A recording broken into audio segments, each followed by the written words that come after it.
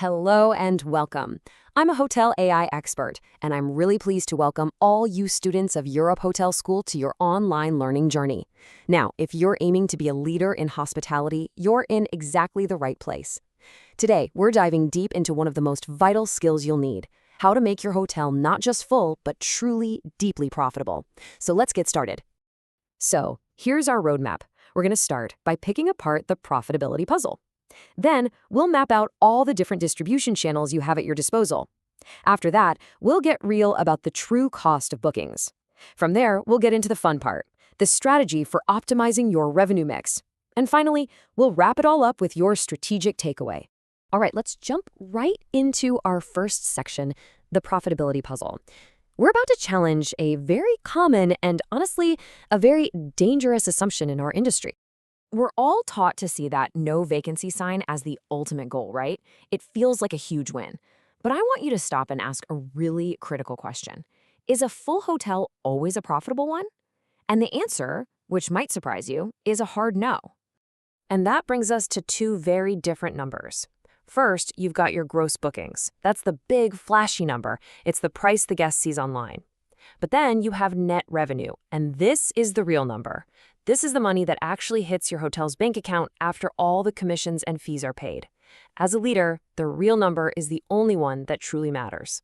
So if there's a gap between that big number and the real number, where's the money going?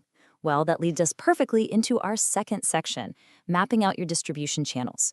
We need to look at all the different ways a guest actually books a room with you. So, what are distribution channels? Think of them as all your different storefronts. It's every single path a customer can take to buy a room, from your own website to picking up the phone to clicking book on a big travel site.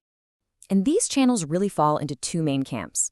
On one side, you have direct channels, your hotel's website, your reservations team. These are amazing because the profit margins are way higher and you get to build a real relationship with the guest. On the other side, you have indirect channels, like the big online travel agencies or OTAs. They give you incredible reach. They put you in front of millions of eyeballs. The key here?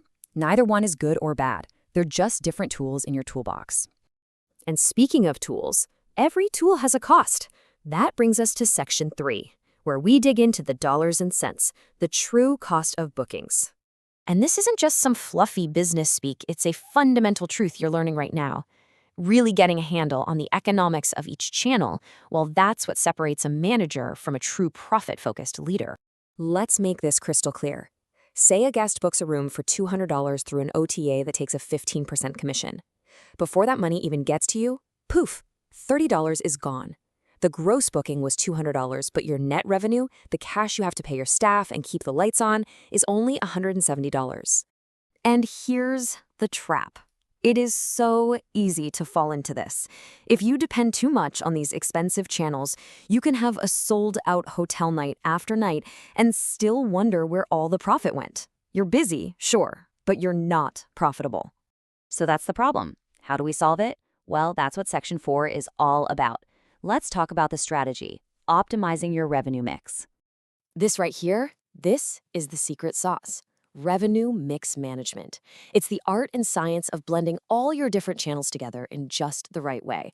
The goal isn't to get the most bookings, it's to get the most total net revenue. So what does a healthy mix look like? Well, it might be something like this. You have a really strong foundation of direct bookings coming from your website, which have the highest margins. Then you use the OTAs for their reach, and you round it out with other important business, like corporate contracts. Now, these exact numbers will be different for every single hotel, but the core idea of a strategic balance, that's universal. And getting this balance right isn't a one-time thing. It's a constant process. You have to analyze how your channels are performing, you have to really understand who your customers are, and then you have to actively adjust your strategy to keep that mix tuned for maximum profit. It never stops. Okay, we've covered a ton of ground. Let's bring it all home and talk about the key things I really want you to take away from this. If you remember nothing else, remember these 5 things. 1, always, always, always focus on net revenue, not that big gross number.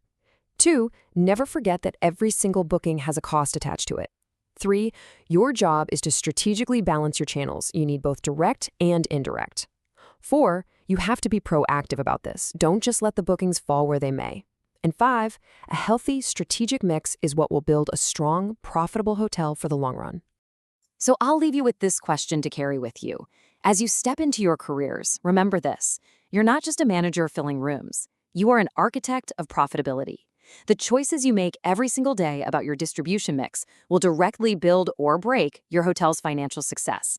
You now have the blueprint. Go build something great.